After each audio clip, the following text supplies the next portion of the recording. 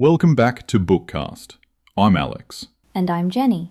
Today, we're diving into Chapter 12 of The Magic of Thinking Big. Use goals to help you grow.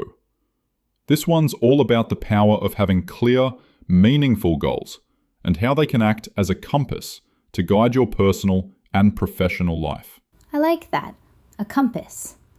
I feel like so many people drift around because they don't have a direction. Exactly. David Schwartz makes the case that goals aren't just about achieving things. They're about pulling us forward, giving us structure, and helping us grow into bigger versions of ourselves. Schwartz says that without goals, people end up like a ship without a rudder. They move, but they're pushed around by circumstances. Like reacting instead of steering? Exactly. And he's clear. Goals don't have to be massive at the start. They can be simple, but they should always stretch you beyond your current self. I think that's key. Stretch you. Sometimes people set goals that are so safe they don't really grow. Right. Schwartz says goals should make you reach a little higher. Not unrealistic, but also not just checking boxes. He breaks goals into different categories. Personal goals, family goals, career goals, and even spiritual or contribution goals. That makes sense, because life isn't just one track. Exactly. If you only set goals in your career, you risk neglecting relationships or your health. Balanced goals give you a balanced life. Do you think people should write them down in each category? 100%. Schwartz emphasizes writing them down, because goals that live only in your head tend to vanish. A written goal is like a contract with yourself. One of the most powerful exercises in this chapter is visualizing where you want to be in 10 years. That sounds intimidating. It does, but he frames it in a simple way. Ask yourself, what kind of person do I want to be? What kind of work do I want to be doing? Where do I want to live? What kind of relationships do I want? I like that. It's less about money or status and more about the life you want. Exactly. And when you get clear on that vision, it gives today's actions purpose.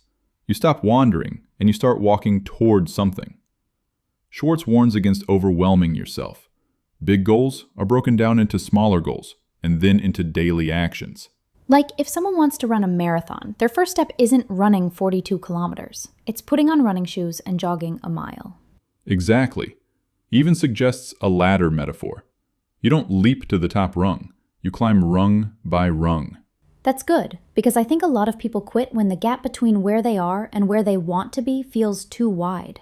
Right. So he says, focus on the next small win. It builds momentum. Schwartz emphasizes that the real benefit of goals isn't just achieving them, but who you become in the process. Oh, I like that. Yeah, for example, if your goal is to build a business, even if the first attempt doesn't succeed, you've developed resilience, skills, and confidence along the way. That growth makes you capable of even more next time. So the goal shapes the journey, and the journey shapes you. Exactly. Schwartz gives a few practical steps. 1. Write your goals clearly. 2. Review them often, weekly or monthly. 3. Keep goals visible, like on a card in your wallet or pinned on your wall. 4. Celebrate progress, not just completion. 5. Adjust when necessary. Flexibility is key. I like the idea of reviewing them. I've had times where I set goals but never looked at them again. Same here. It's like setting the GPS and then turning the screen off. Yeah, you'll end up anywhere. Schwartz shares examples of people who started small but aimed high, like employees who decided to grow into management, or students who aimed beyond just getting a degree. They pictured themselves as leaders. And by aiming higher, they made different choices daily. Exactly. That's the key. Goals filter your daily choices. I'm curious, Alex, what's one long-term goal that's been pulling you forward?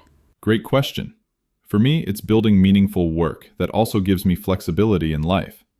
That vision influences my projects, what I say yes to, and what I let go of. That's powerful. I think mine would be being the kind of person people can count on. In friendships, in work, in family. See, that's exactly what Schwartz is saying. It's not just about achievements. It's about who you're becoming. So if I had to sum this chapter up, it's goals are growth tools, not just checklists. Perfectly said. Goals help us grow into bigger versions of ourselves. They pull us forward, they organize our lives, and they make every day meaningful. And without them, we drift. With them, we grow. Exactly. Thanks for breaking that down, Alex. My pleasure. And thank you all for listening to Bookcast. If you're enjoying this journey through the magic of thinking big, don't forget to subscribe, share the podcast, and let us know what goals you're working on. We'd love to hear from you. Until next time, keep thinking big.